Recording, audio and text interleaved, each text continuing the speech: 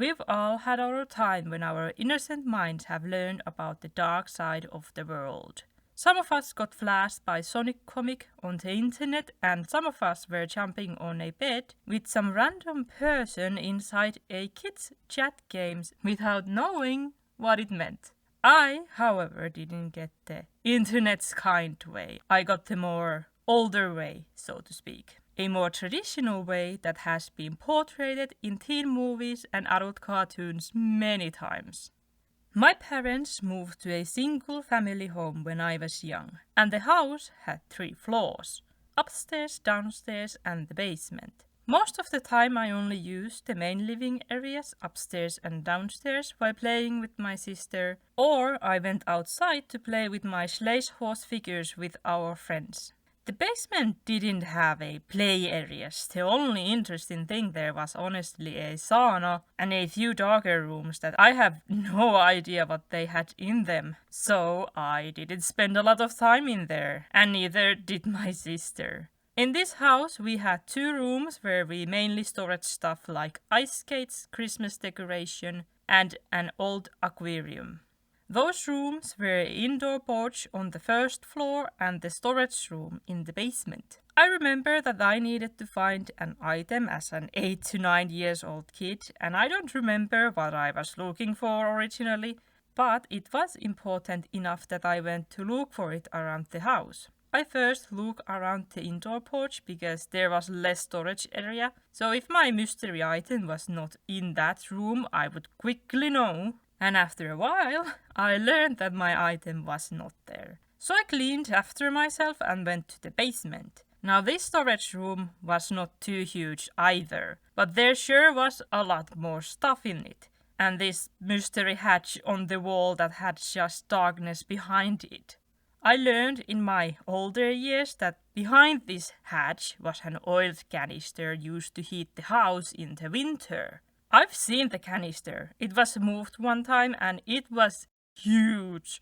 So I have no idea how this massive container thing could fit through this small hatchet, but that is just one of life's biggest mysteries to me, because I never found an extra door that was big enough to fit this massive canister to this mystery room behind this small hatch.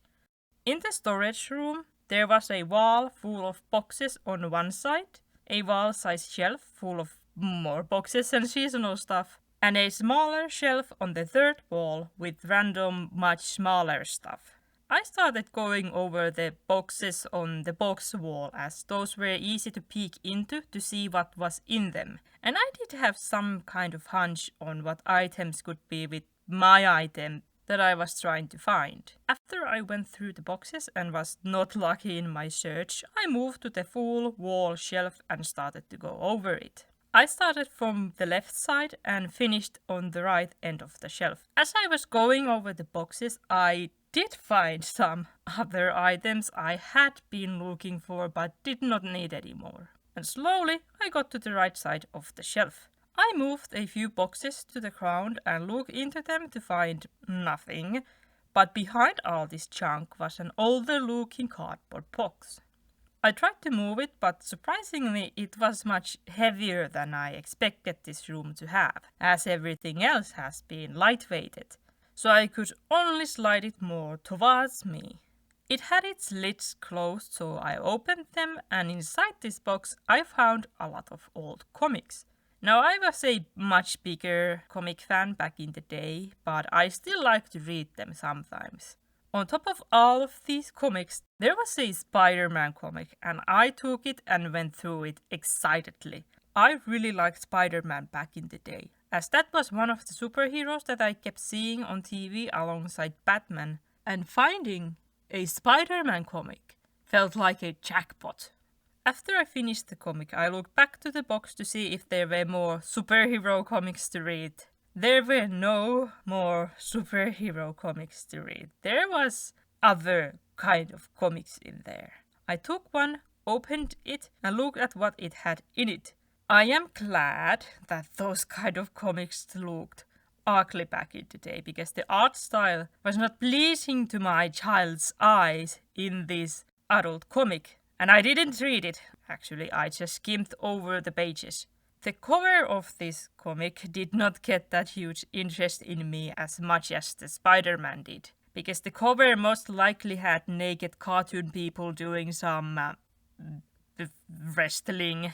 But because I just read a Spider-Man comic, I was waiting for more superheroes in this box. So no wonder I was disappointed to go over this one. The Spider-Man was really well drawn, and I knew the character. In this adult comic, I had no idea what it was about, and it looked ugly.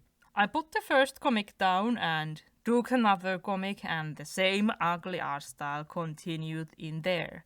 I did go over that comic also to see if there was something worth of reading. There was not.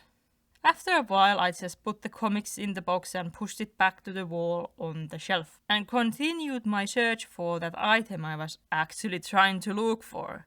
I'm pretty sure that I didn't find it, and I returned it back to the first floor after I put everything back to their places. I never mentioned to my parents that I, an innocent child, found comics in the basement. I did, however, go as a teenager to see if the box and the comics were in this room after all these years, for interest purpose only, and it was gone. Maybe my parents took a note of my and my sister's age and moved all the adult stuff out of our eyes. We didn't need to see them. They were naughty things, and they didn't want to have that awkward conversation with their teenage daughters about those comics, I believe. But as I was a teenager, I did found a new cartoon that I really liked. It was called My Little Pony, Friendship is Magic. I bet nothing can go wrong with this fandom. Why does that pony have huge bazongas?